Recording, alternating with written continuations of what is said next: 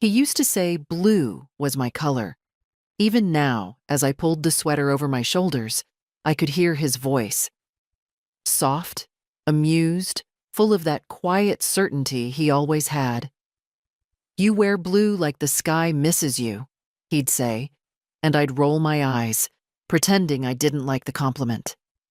That was before he was gone, before dinners turned into obligations, before I became invisible in my own family. The mirror didn't lie. My hair, once auburn, now fully gray, still thick enough to braid. My eyes, smaller than I remembered, with those soft pockets underneath. The sweater was simple. Navy, clean lines, warm wool. I chose it because I knew Marlene wouldn't roll her eyes at it. Not flashy, not grandmotherly. I chose everything these days with that same consideration. Not what I liked, but what wouldn't bother them. The invitation had come from Michael. A group message, short and formal. "Dinner Saturday 6 p.m., our place." That was it. No, "Would love to see you, Mom," or "It's been a while." Just a line, like a reminder for a dentist appointment. I said yes, of course. I always said yes.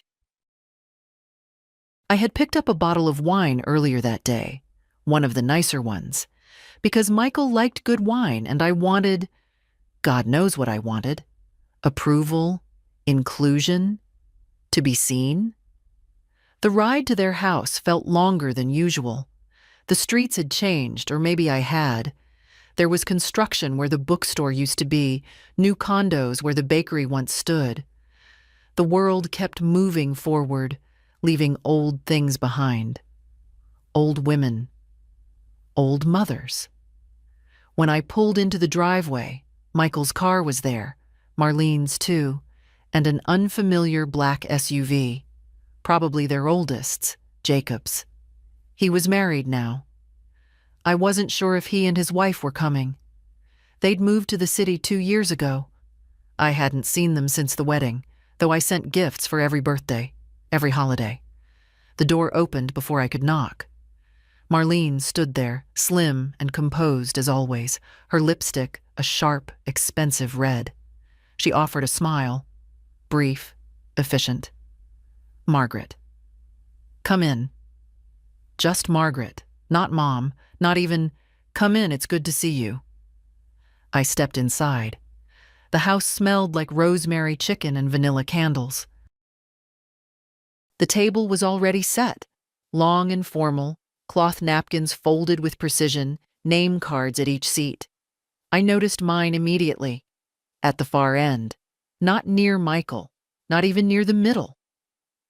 Marlene led me in with the grace of someone hosting a client. "Wine?" she asked, already pouring. "This one's from Napa.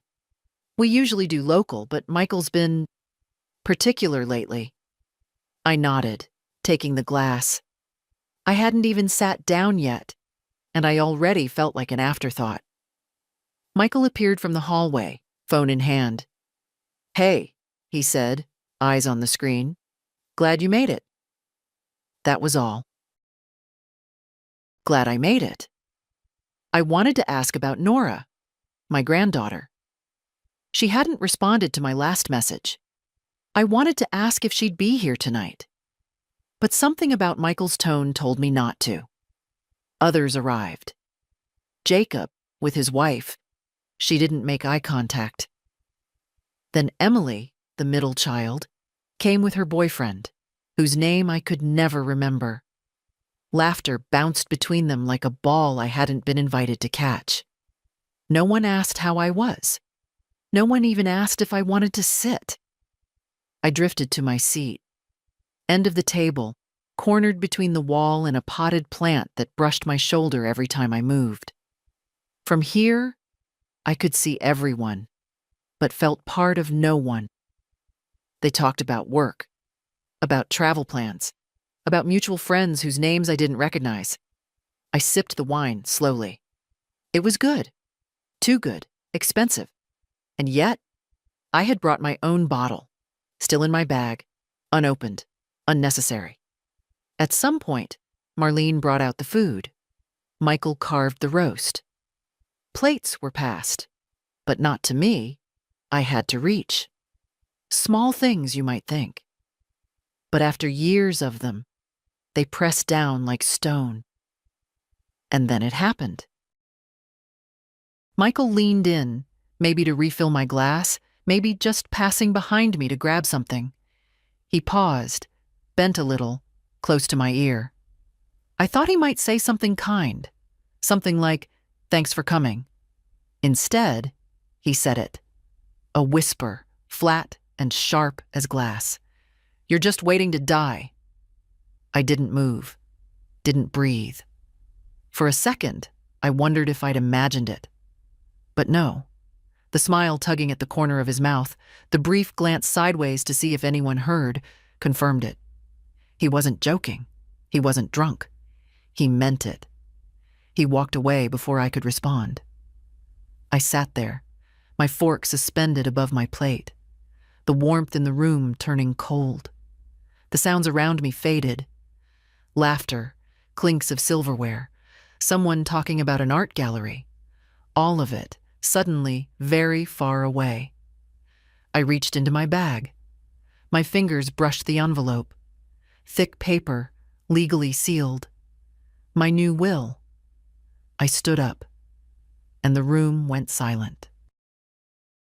All heads turned, some still mid-bite, forks frozen inches from their mouths, others mid-sentence, words dying on their tongues. I wasn't loud. I hadn't cleared my throat or tapped a glass. I had simply stood. That was all it took. That alone told me everything I needed to know. "Mom?" Marlene's voice cut first, brittle and overly sweet. "Is everything all right?" Michael didn't speak. He looked at me, jaw tight, eyes unreadable, like he wasn't sure if I was about to faint or flip the table. That's the problem with people who think you're weak.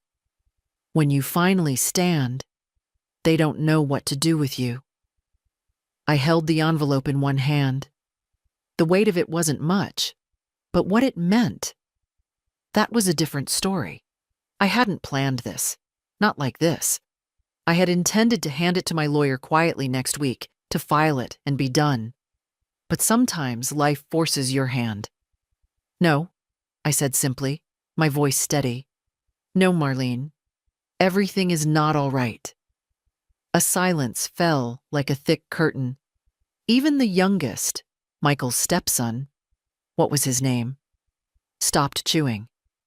He had never spoken a word to me directly. I looked around the table.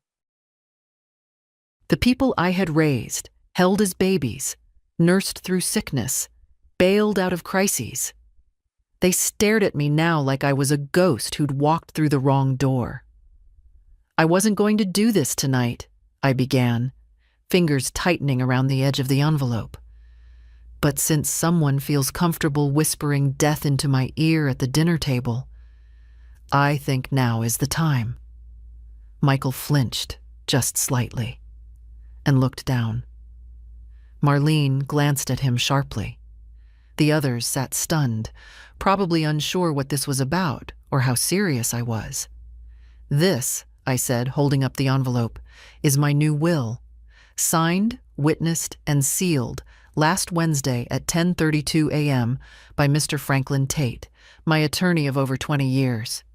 "Mom, come on," Michael muttered, his voice low, cautionary. "Let's," I cut in. My tone surprised even me. Calm, clear. The same tone I used when Michael was 12 and tried to lie about breaking the neighbor's window. "Because for years," I continued, "I've let things slide. I've swallowed disrespect. I've told myself it was a phase, that people were busy, that families grow apart. But what I won't do, what I won't ever accept again, is being treated like I'm already gone." Marlene opened her mouth, closed it. I could see her trying to assess the risk. She was always good at gauging social terrain. "I'm 79 years old," I said. Not senile, not invisible, not dead, not waiting to die. I slipped the will out of the envelope. Heavy cream paper, blue ink, sharp signature. I didn't need to read the entire thing, just the important parts. Just the parts they needed to hear. I hereby leave my house at 42 Sycamore Street, valued at $380,000, I read aloud. To my granddaughter Nora Elwood, in full ownership, effective immediately upon my death. She will not be required to share or sell. A small gasp. Emily, Michael's daughter from his first marriage, looked up sharply. She hadn't spoken to me since Christmas, when I gave her a check and she didn't even say thank you. To Nora, I repeated, looking around. Because she visits. Because she calls. Because she doesn't look past me like I'm furniture. Michael was shaking his head now, as if trying to stop something already set in motion. This isn't the time, Mom. We can talk later. No, I said again. We can't. Later never comes. I turned a page. My savings, currently totaling $146,000 across 3 accounts, will be placed into a protected trust managed by my lawyer to fund education, health care, and housing assistance for young women estranged from their families. Marlene's jaw tensed. Her dreams of kitchen renovations and new landscaping had just evaporated. My jewelry, my pension benefits, and all remaining assets will be managed by a third party and distributed according to instructions not disclosed here. But know this? I looked directly at Michael now. None of it is coming to you. He opened his mouth, closed it. You may think I'm being dramatic, I added. But you made a choice long before I ever did. You chose to see me as a burden, a relic, an obligation. You used my love like it was owed to you. I folded the will, placed it back in the envelope, and tucked it into my bag. The room remained silent. I've paid your mortgage, Michael. I covered Emily's braces, Jacob's second car, even your golf retreat last spring, though you told me it was a conference. I never asked for thanks, but I didn't expect cruelty either. I reached for my coat. Dinner smells lovely, I said softly, but I've lost my appetite. I walked to the door without hurry. No one followed. No one called out. Only one voice broke the silence. Nora's, small, uncertain. Grandma? I paused, hand on the knob. Yes, sweetheart? Can I come with you? For a second, I didn't move. Her voice hung in the air like a fragile thread between us, one that could snap with the wrong word, the wrong breath. I turned slowly. Nora stood halfway up from her chair, uncertain. She was wearing that pale green cardigan I'd given her last Christmas, the only one who ever wore my gifts more than once. Her hair was pinned back messily, and her eyes, those steady, thoughtful eyes, were locked on mine. Marlene spoke before I could. Nora, sit down, she said sharply. This isn't your concern. Nora looked at her, then at Michael. It is, she said quietly. It's my grandmother. Michael's voice cut in, lower, measured. You don't need to get involved. This is complicated. It's not, I said, stepping back into the room. It's simple. I looked at Nora. You can come if you want, but only if it's your choice. Nora didn't hesitate. She picked up her coat from the back of the chair, ignored Marlene's glare, and crossed the room toward me. As she passed her father, he reached out and touched her elbow. Nora. She paused, but didn't look at him. I hope you realize what you're doing, he said, quieter now. She glanced over her shoulder. I do. Do you? We walked out together, her hand gently slipping into mine as the door closed behind us. The chill outside bit through my sweater, but I barely felt it.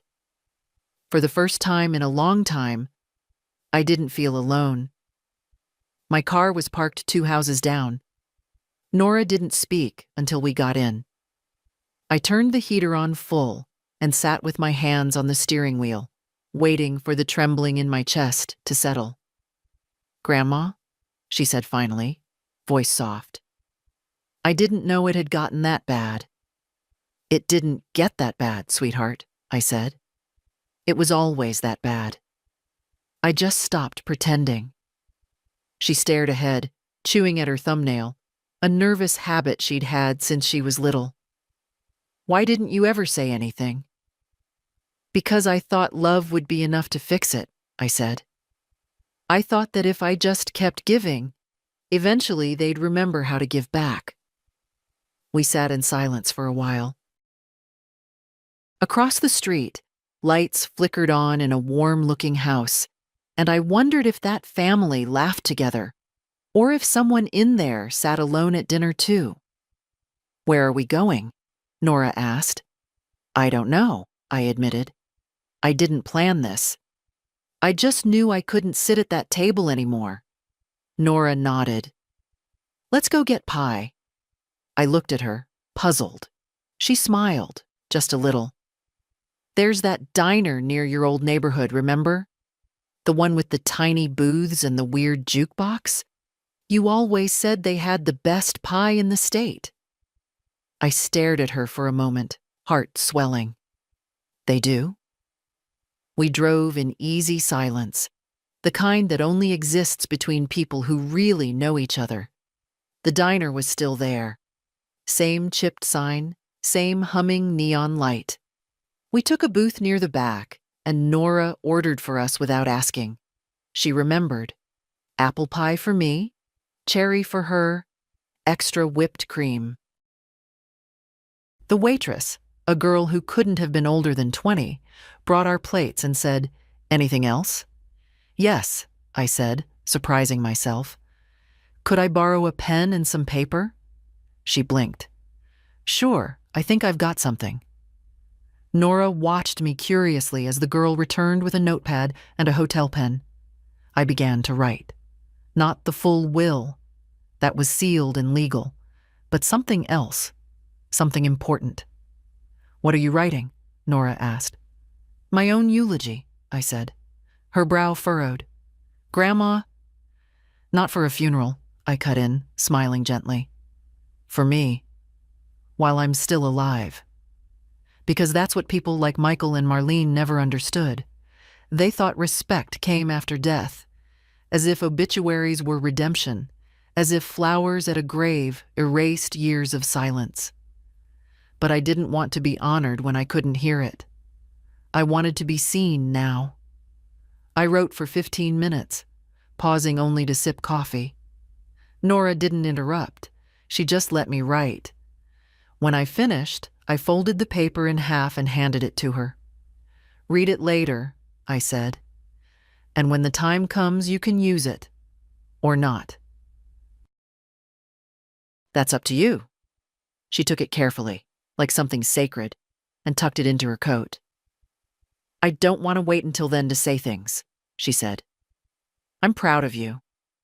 I laughed, not a chuckle, a real laugh. "For what?" "For standing up, for choosing yourself, for not letting them get away with pretending you don't matter." I reached across the table and took her hand. "You'll inherit more than a house, Nora. You'll inherit this spine, too." "I hope so." Outside, the sky had darkened fully. A few stars were visible through the diner's fogged-up window. I looked at my reflection, faintly caught in the glass. The lines, the gray, the tired eyes, but also the strength. The fire still left. And for the first time in a long while, I didn't feel like I was waiting to die. I felt like I had just begun to live. The next morning, the house was silent. That particular kind of silence that settles after something permanent has shifted. I boiled water for tea the way I always did. kettle whistling, 2 slices of toast left untouched. But everything felt different. My phone buzzed twice before I even finished my first sip. Michael. The first message was one word. Really? The second. Call me. I didn't reply. I sat at the kitchen table and looked at the empty chair across from me, the one James used to sit in. He would have said something clever, something calm but sharp, like he always did when people mistook my kindness for passivity. They never expect the tree to fight back, he once told me. They only expect it to give shade and fruit. But sometimes, Margaret, the roots are deeper than they know. Michael called next. I watched the phone buzz for a full minute. He didn't leave a voicemail. Instead, I picked up my notepad and wrote out a list. Things I will no longer apologize for aging, for saying no, for keeping what I've earned, for remembering what people say when they think I'm too old to matter, for reading the will aloud. I tore the page out and pinned it to the refrigerator with the cat-shaped magnet Nora had made when she was 10. By noon, Marlene had texted, "We need to talk. You've embarrassed Michael." No hello. No how are you. No mention of what Michael had said to me. And that was all I needed to know. Embarrassment, not regret. Damage control, not apology. I turned the phone off and left it in the drawer. I didn't need it. Not today. Instead, I drove. I took the long way out of the neighborhood, past the library where I used to take the kids, past the old bakery that was now a bank. I let myself breathe. Eventually, I found myself at the attorney's office. "Mrs. Elwood?" the receptionist greeted warmly. "Back so soon?" "I'd like to add something," I said, "to the trust." She guided me to Mr. Tate's office, and within the hour, a new clause was added. A scholarship fund in Nora's name, for young women who'd been overlooked, underestimated, or pushed aside. I left the office feeling lighter. The silence in the car wasn't heavy anymore. It was peaceful. The first letter arrived on Tuesday, handwritten, postmarked locally, but with no return address. I recognized Michael's handwriting immediately. Tight, neat, like he was always afraid of crossing a line, even on paper. It was folded carefully. 2 pages. No greeting. Just words. "You've made your point, loud and clear." I was angry, stressed. The comment at dinner was a mistake. "You know I didn't mean it like that." "You've always been dramatic, Mom. But this was cruel." I folded the letter and placed it in the drawer beside my old watch and a worn recipe card in James's handwriting. I didn't cry. I didn't respond. Because here's the truth about apologies that come only after consequences. They're not apologies. They're reactions. And I'd lived long enough to know the difference. Later that day, Nora stopped by unannounced. She let herself in with the spare key I'd given her years ago. Something I'd forgotten until I heard the front door open and her voice call softly. "Grandma?" I was in the garden, cutting back the roses, the way James used to do every spring. "Out here," I called. She came around the side, her shoes crunching on gravel. She knelt beside me without hesitation, picking up the fallen branches. She had always been like this. Hands in the dirt, eyes on the real things. "I think I broke the family," she said after a while. I looked at her, surprised. "They're furious," she continued. "Dad won't stop pacing. Marlene says you've ruined their reputation. Emily told me I was selfish. Jacob called me a traitor." "They're wrong," I said. "I know," she whispered. "But it still hurts." I reached for her hand. "You didn't break the family, Nora. You just stopped pretending it wasn't already broken." She looked at me then, really looked. "I don't want to lose them," You won't, I said gently. But you also can't lose yourself trying to keep them. We sat in the quiet for a while, the sun beginning to dip behind the neighbor's garage, the smell of fresh soil in the air. I added a scholarship fund, I told her. In your name. Her head jerked. What? For young women who feel like they don't belong, who've been silenced or dismissed. You'll help select the recipients when the time comes. Grandma. I'm not giving you money, Nora, I said. I'm giving you responsibility. Because you've proven you can be trusted with something that matters. She looked down, overwhelmed. I could tell. But I also saw the steel in her spine.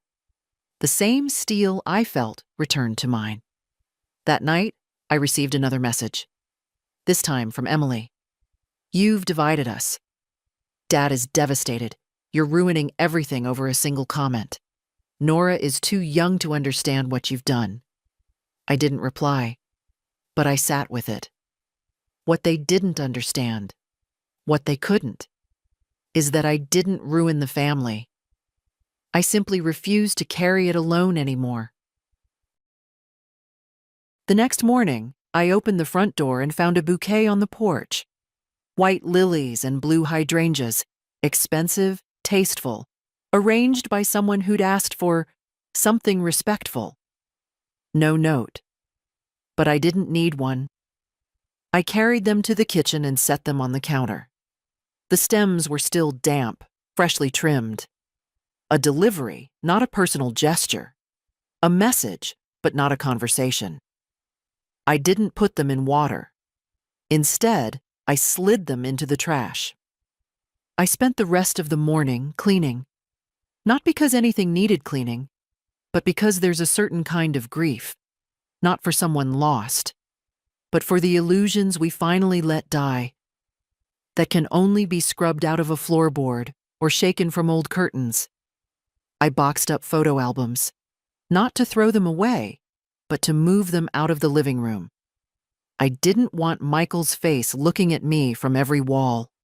Not now. By noon, I was tired. The kind of tired that doesn't come from age, but from years of pretending.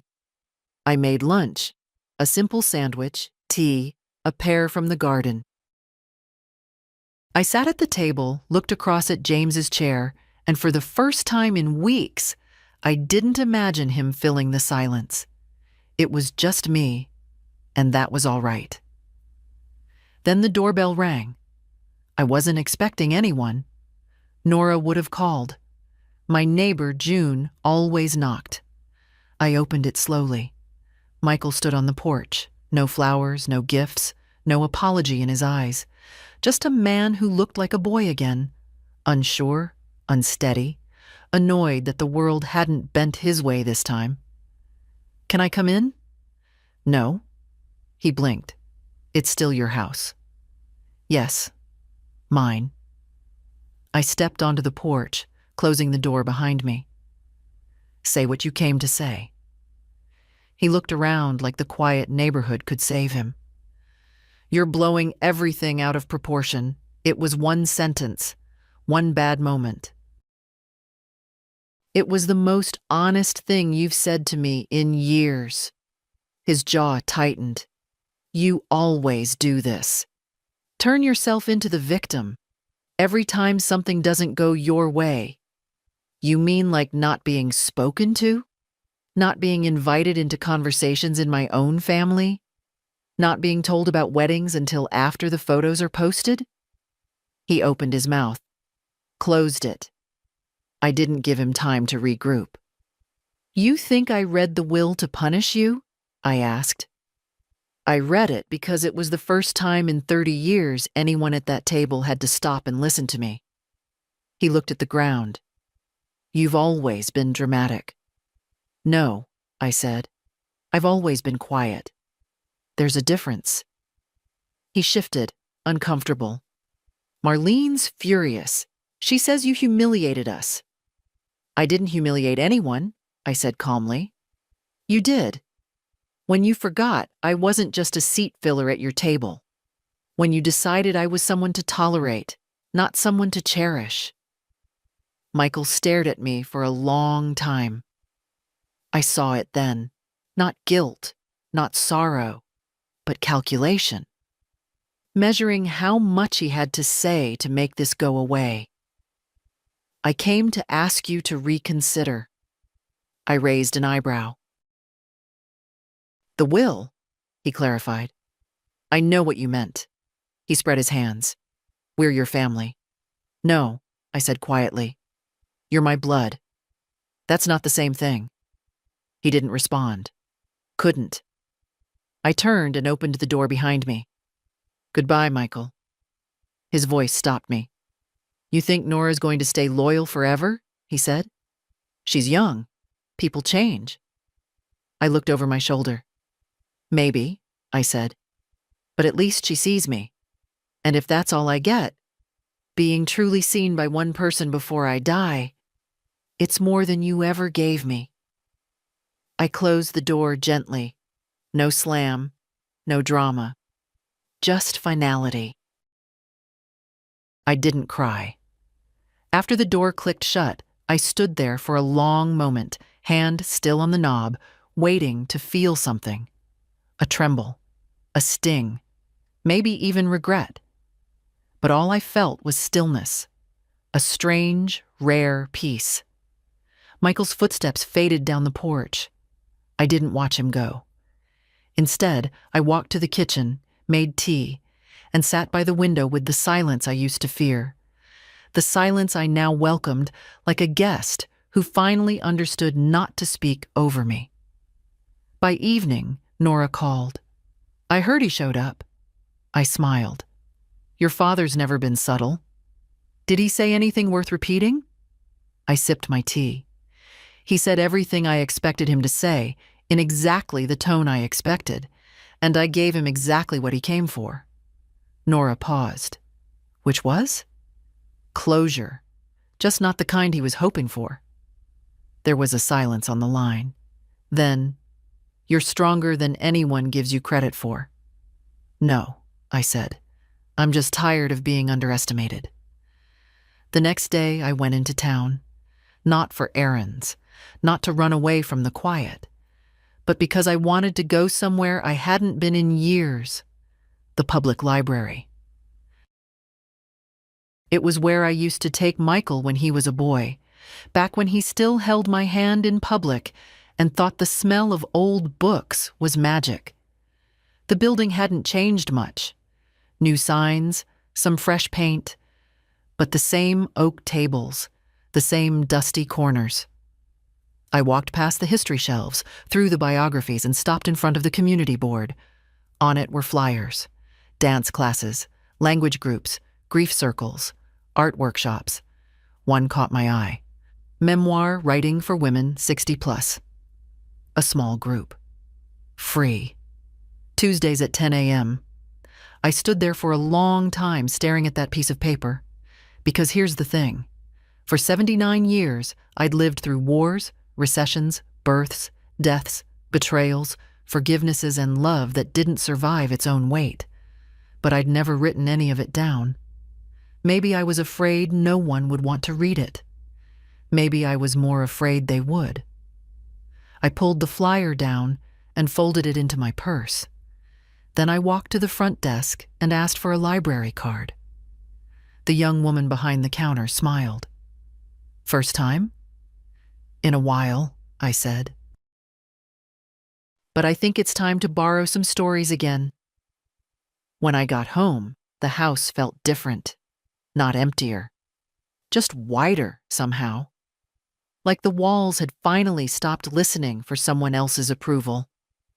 I took out a notebook, the one James had given me on our 40th anniversary. Blank, leather-bound, with a note inside that read, "One day, you'll write something the world needs." That day had come, and the first line came easily. I used to believe being needed was the same as being loved. The next Tuesday, I walked into the community room on the library's second floor, with nothing but my notebook and a pair of reading glasses I hadn't worn since James passed. The chairs were arranged in a circle, not like a classroom, but like a quiet agreement that every woman here had something worth saying. There were 7 of us, older women, some in pressed blouses, some in sweaters older than the building, all carrying stories that didn't ask permission to exist. The facilitator, a kind woman named Dolores, with silver curls and a voice like rain on a tin roof, welcomed each of us gently.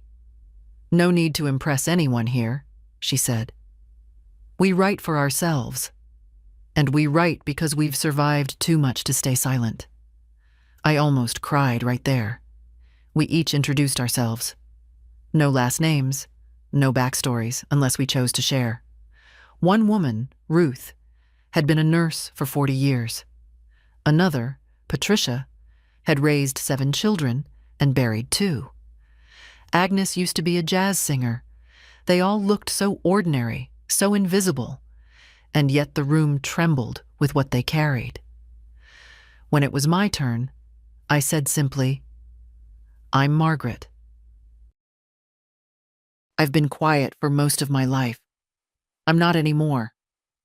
They nodded. No one asked why. We wrote for 10 minutes. Dolores gave us a prompt. "Write about the first time you knew your value." I stared at the blank page, and then I wrote. I was 79. I was seated at the end of a table in a house I helped pay for.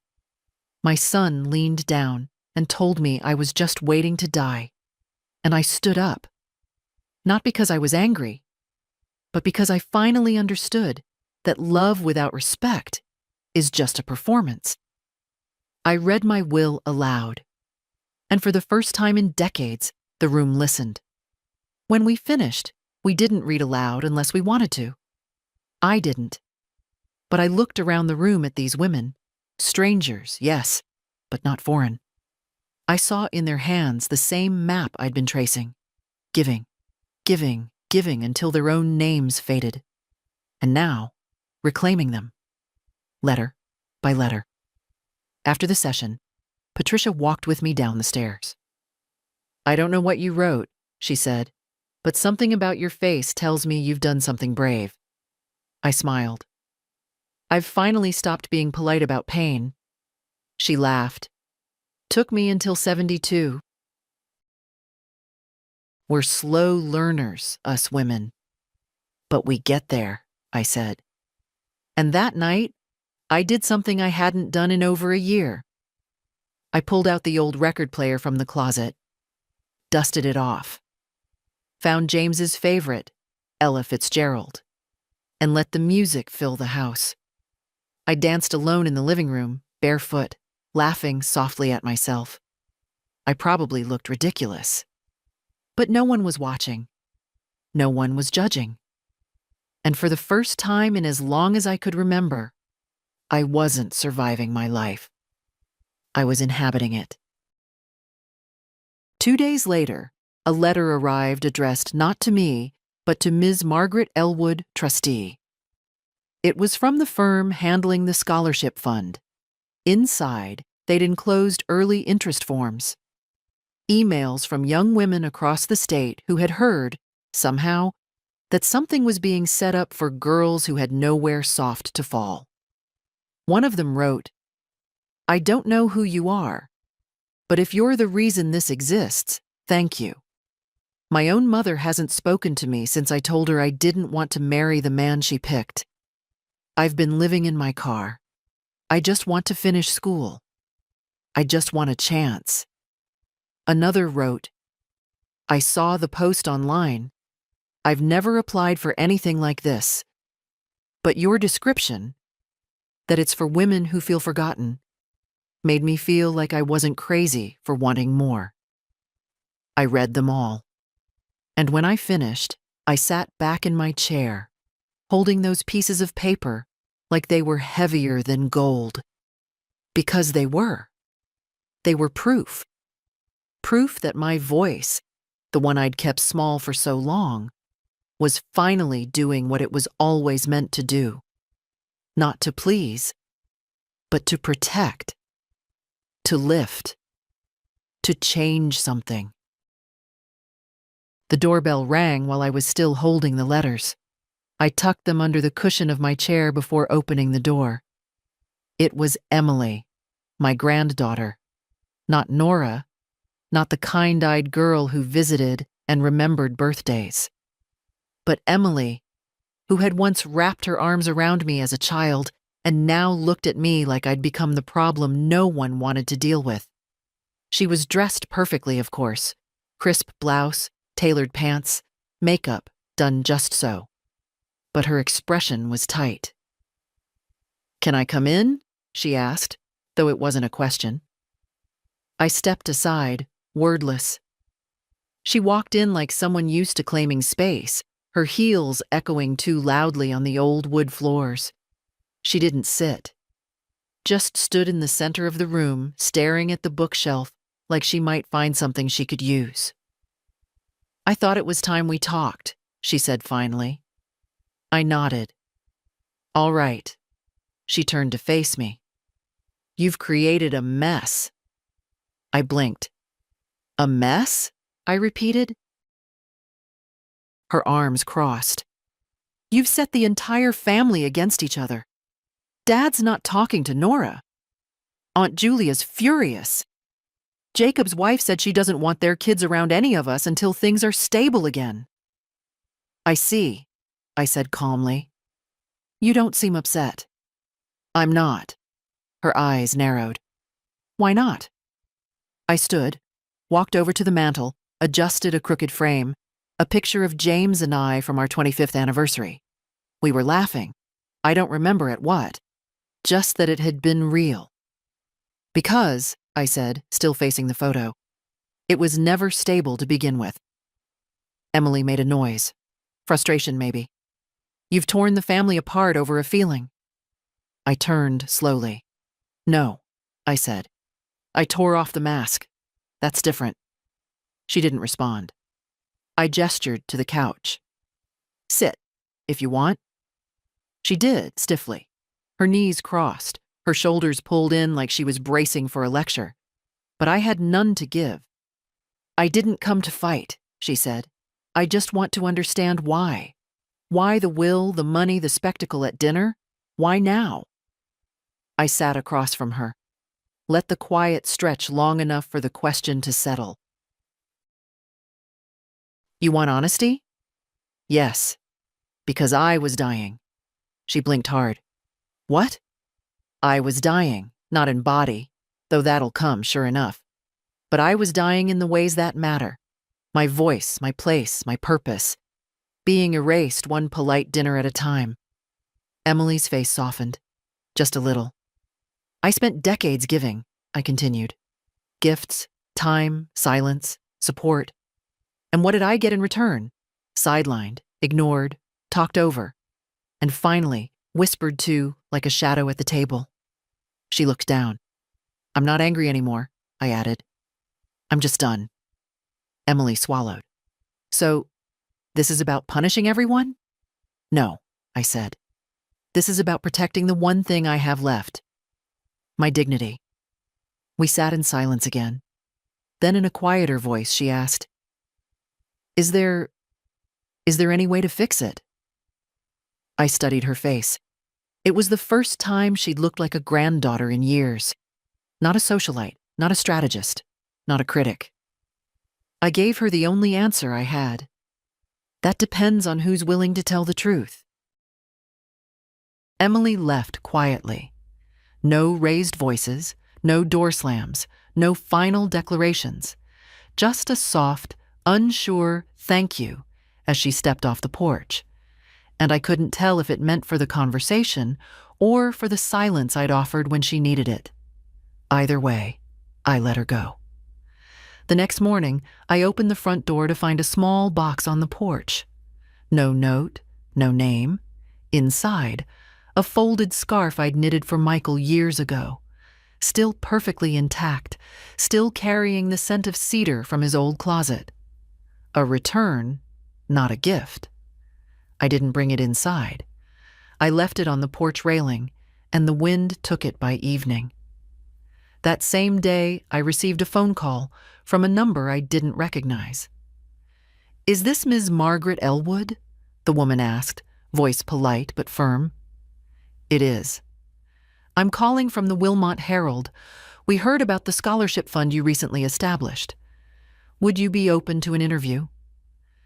I hesitated. I wasn't interested in attention, but maybe the story wasn't mine alone anymore. "Yes," I said, "but only if you promise one thing." "What's that?" "Don't turn it into a tale about charity. This isn't about generosity.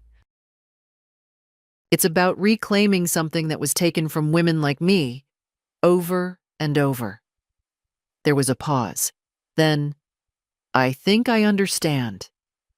The interview happened 2 days later. A short profile piece, nothing flashy. They titled it, "She Wasn't Waiting to Die." I didn't care about the article itself, but Nora framed the clipping and gave it to me in secret, like a child slipping a drawing into a parent's coat pocket. "You're not a ghost anymore," she said. I hung the frame near the back door, not front and center, just somewhere I'd see it in the quiet moments when I needed to remember what I'd done. One morning, a few weeks later, I opened the mailbox and found another letter. This one in James's handwriting. My heart jolted, and then I remembered. Years ago, he'd written me letters for someday. I'd tucked them away in a small box in the attic. This must have been misplaced, somehow returned to me through time. The envelope was brittle. The ink had faded a little, but the words, his words, were still clear. "If you're reading this, it means you're still standing.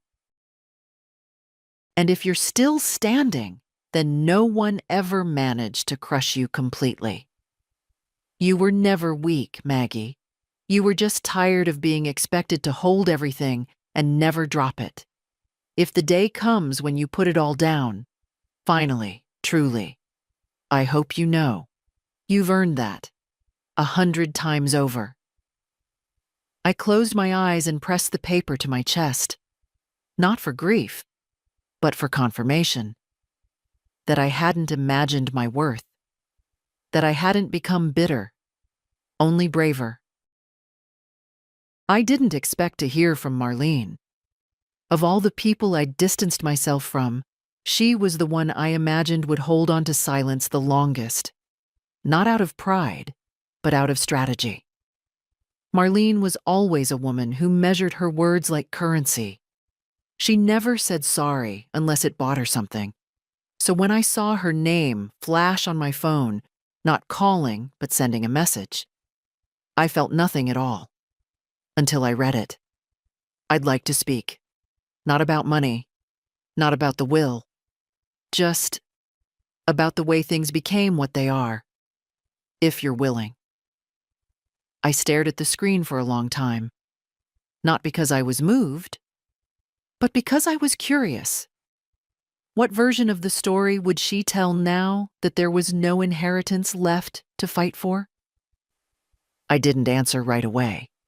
Instead, I walked to the edge of the garden, where the soil was softest. The spot where James once planted wild mint, knowing I hated the smell, but loved the memory of it on his skin. I sat on the bench and let the breeze wrap around me. I didn't owe Marlene anything. Not time, not grace, not understanding. But perhaps it wasn't about owing. Perhaps it was about closure. Mine, not hers. So I wrote back, "You can come, but if you lie to me, I'll walk away, and I won't stop walking." She arrived the next morning, not dressed to impress. No makeup, just jeans, a windbreaker, and a nervousness I hadn't seen on her face since she was 24 and trying to impress my son. I met her on the porch. She didn't try to hug me. Thank God for that.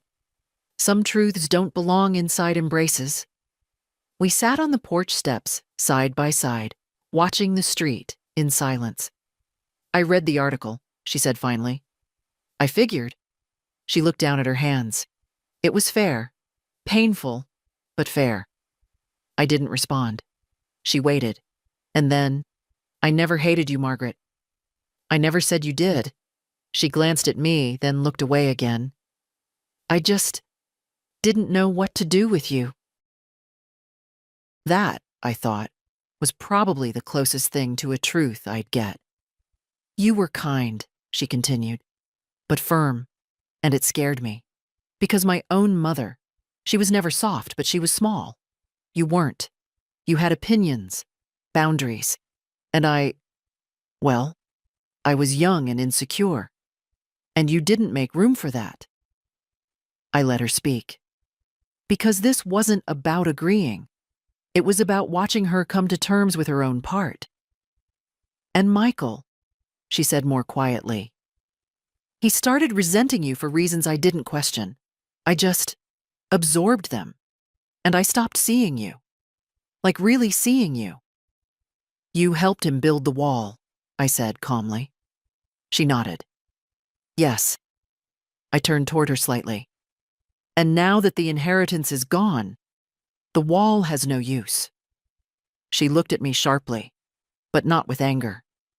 I won't insult you by pretending that didn't factor into the timing. But this isn't about the money. Not now. It's about Nora. About what she said to me after she walked out. What did she say? She said, you and Dad always acted like she'd be here forever. Like you could come back later and fix things. But people aren't museums. They don't preserve themselves while you're gone. A long silence followed. I let her sit with that. Then she turned to me fully. I won't ask you to forgive me, but I want to say it anyway. I was wrong. Not a tear in her voice. Not a performance. Just the sentence. Quiet. Complete. I nodded. That's enough, I said. And I meant it. She didn't stay for coffee. Didn't ask to come inside. She stood, brushed off her jeans, and looked at me with something like humility. Whatever happens with the family, she said, thank you for showing Nora how to choose herself. I looked out at the garden. She didn't need me to show her. She just needed permission. A week later, I found myself standing in a room I hadn't visited in over a decade, the attic. It was the only space in the house that still held dust like a secret. James used to call it the museum, not because it was filled with anything precious, but because everything up there had stopped belonging to real time. Old coats, a broken lamp, boxes of letters I never sent. I went up there with one purpose, to find the photo. There was an old picture of me, long before I became Mom or Grandma. It had been taken by James on a Sunday morning, years before Michael was born. I was sitting on the front step of our first apartment, wearing jeans and no makeup, reading a book with my knees tucked up. That version of me, free, sharp, unknowingly beautiful, had been buried under years of usefulness. I dug through 3 boxes before I found it, tucked inside a birthday card I'd written to myself one year and never mailed. I held the photo in my lap like it was a mirror. Because here's the truth. I hadn't just been angry at my family. I'd been angry at myself for disappearing so willingly, for folding myself smaller every year and calling it love, for staying silent, for letting the woman in that photograph become a shadow in service of everyone else's light. I framed the photo and hung it in my bedroom, not beside James, not among the family portraits, just alone, as she deserved to be. A reminder of the girl I was before I became everyone else's safety net. That evening, Nora came by. She brought with her a stack of folders, applications for the scholarship. I thought you'd want to read through them, she said, spreading them across the kitchen table. We read in silence for nearly an hour. One girl wanted to become a lawyer for domestic abuse survivors. Another had been disowned at 16 and was working nights at a grocery store to finish high school. A third was 19, working as a live-in nanny for a family that treated her like staff, not like a human being. Each application came with a letter. Each letter felt like someone whispering their hope into my hands. When we finished, Nora looked up at me, her eyes glassy. How are we supposed to choose? We don't choose, I said. We start small. Then we grow. She reached across the table and took my hand. You're changing lives. I shook my head. I'm restoring something. For them, for me. This was never about saving anyone. It's about giving back what the world tried to take. She nodded slowly. What did it take from you? I thought for a moment. Time, I said. Years, voice, value, but not all of it. Not the core. Nora leaned back. You're still the core. We sat in that for a moment, the kind of silence that doesn't weigh anything down, but holds you up. Before she left, she paused at the door. I want to write about this someday, she said. Not the drama, not the will, but the choice you made. The moment you stood up and reminded everyone you were still alive. You should, I said. I want women my age to read it and know we don't have to wait until 79. I smiled. And I want women my age to know it's not too late, even if they do. She stepped out into the night, and I stood there for a moment longer, thinking about how many women like us never get that moment, never get to draw the line or rewrite their ending. But I had. And more importantly, I wasn't done yet. It was a Thursday when the lawyer called. Mr. Tate had never been a man of small talk. Even when James passed, he delivered the news like a weather report, steady, precise, not unkind, but careful not to let emotion blur the facts. This time was no different. Mrs. Elwood, he said, I just wanted to inform you that the updated documents have been finalized, notarized, and filed with the county. Everything is in effect. The trust, the scholarship, the property transfer. It's all official. I let out a quiet breath I hadn't realized I'd been holding. Thank you, Franklin. There's one more thing, he added. Michael's counsel has contacted us. I said nothing. They inquired about contesting the will. Nothing formal has been filed, but I wanted you to be aware. And they have no legal grounds. We've documented everything. Your mental capacity was confirmed by 2 professionals, and your prior financial gifts are categorized as non-reclaimable. In plain terms, they can't touch a cent. I nodded. Let them try then. He paused. You're calmer than I expected. Because I've already lost what mattered, I said. The rest is just noise. After we hung up, I sat in my reading chair, the afternoon sun sliding across the floor in lazy streaks. I thought about all the things I'd done for my children over the years. The night I stayed up sewing a costume for Michael's school play because he forgot to tell me until the day before. The college tuition checks, the emergency wiring of money during job losses, the gentle babysitting offers that were really pleas in disguise. And not once had I asked for repayment. I only ever wanted memory, connection, kindness. But when kindness becomes transactional, it stops being kindness. It becomes control. And control was the one thing I was no longer giving. I spent the rest of the day writing letters. Real ones, on paper, in my own handwriting. One for Nora, one for Patricia from the memoir group, one for the first scholarship recipient. even though she hadn't been chosen yet. Each letter carried the same core message. I see you, I believe you, and you don't need to earn the right to exist. By sunset, the house smelled like rosemary and lemon, a chicken roasting gently in the oven, just for me. I wasn't expecting company. I wasn't celebrating. I was simply treating myself the way I used to treat others, with care. Halfway through dinner, the doorbell rang. I froze, unsure if I wanted to answer it, but something told me I should. It was Jacob, my grandson. He hadn't spoken to me since the dinner, hadn't called, hadn't written. I assumed he'd chosen silence, like so many of the others. He stood on the porch, shoulders slumped, holding a six-pack of soda and looking nothing like the confident young man I remembered. Hi, Grandma. Hello, Jacob.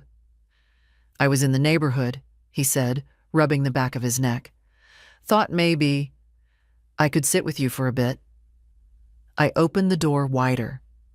Dinner's still warm. He stepped inside, slower than he used to, more careful. As he sat at the table, I realized something. He didn't come for money, or answers, or apologies. He came for me. He didn't ask about the will, he asked about the garden.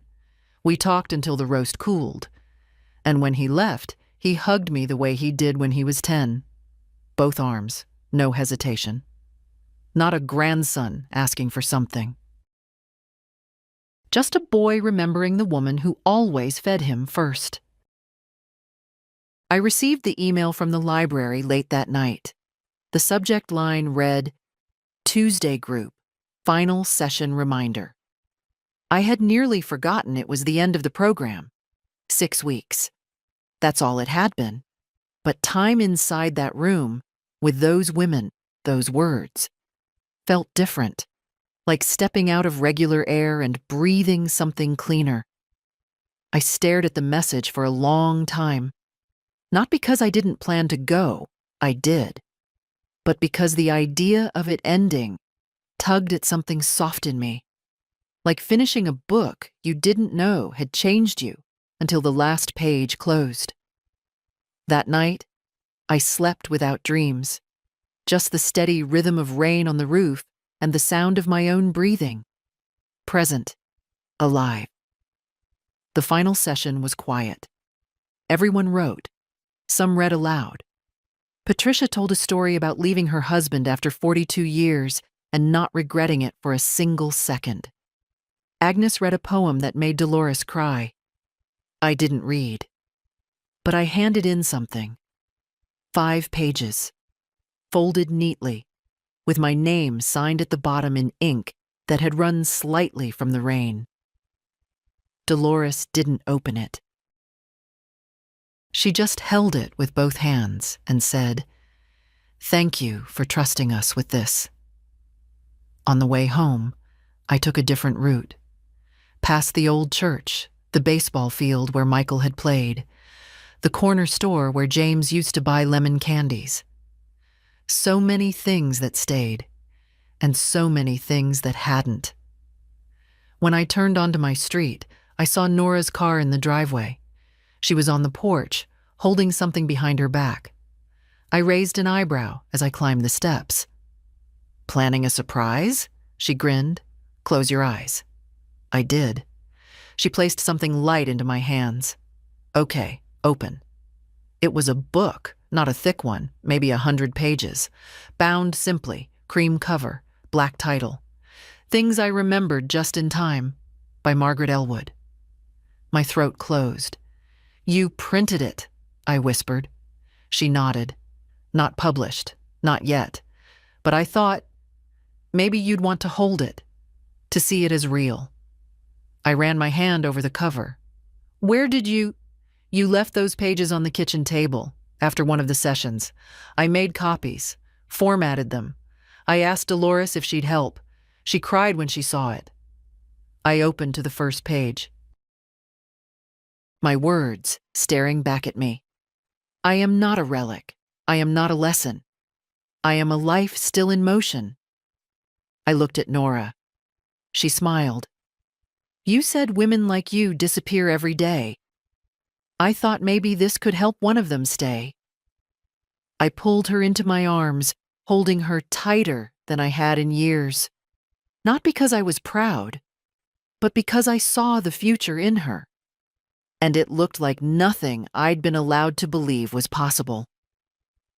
Later that evening, we sat on the porch with tea, watching the last light slip behind the trees. She read sections aloud, laughing sometimes, pausing other times when the words hit too close. And I realized something.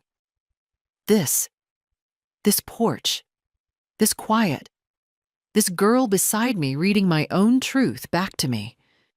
This was the inheritance I'd meant to leave. Not property, not jewelry, but presence.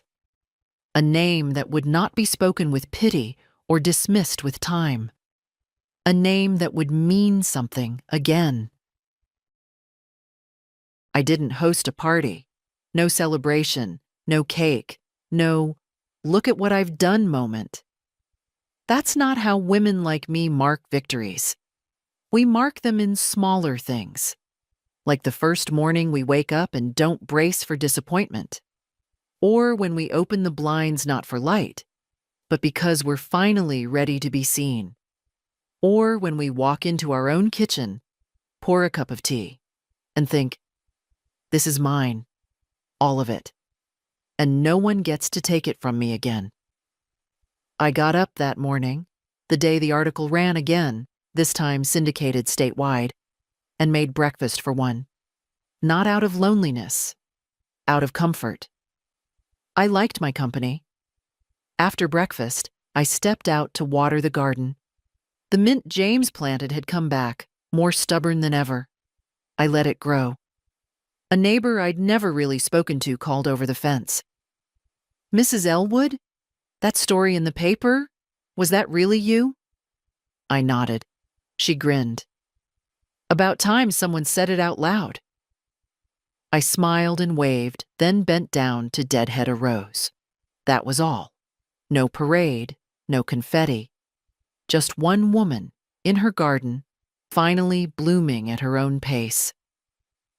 By noon, the mail arrived. A thick envelope. The name on the return address, Nora Elwood. I opened it at the kitchen table. Inside was a copy of the scholarship's first official report, photos of the recipients, handwritten thank you notes, a short piece Nora had written for her college newsletter, titled, The Women Who Refused to Vanish. I read it 3 times. Then I tucked it behind the photo of myself, the one from the attic, where I was still whole, still unclaimed by anyone's expectations.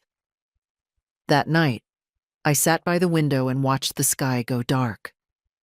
I thought about every woman who'd ever been told to wait her turn, every mother who'd poured herself into people who never looked back, every grandmother who sat quietly at the end of a table while others passed her the salt but never the floor. I thought about them all, and I hoped, God, I hoped, that somewhere, some woman would read that story and hear herself in it. That she'd understand it's not too late. That quiet isn't the same as weak. That standing up, even with shaking hands, still counts. Maybe she'd be 60, or 79, or just 20, but already tired. Maybe she'd stand at her own family dinner and say, no more. And if she did, maybe she'd remember me. Not my name, not my face, but the moment I stood. And maybe she'd think, I don't need to be loved the way they expect. I need to be respected the way I deserve. And maybe that would be enough to keep her going. I closed the window, turned off the light, and sat in the dark a while longer. Not waiting, just being. If you know someone who needs to hear this, share it. We don't need applause. We just need to stop apologizing for being alive.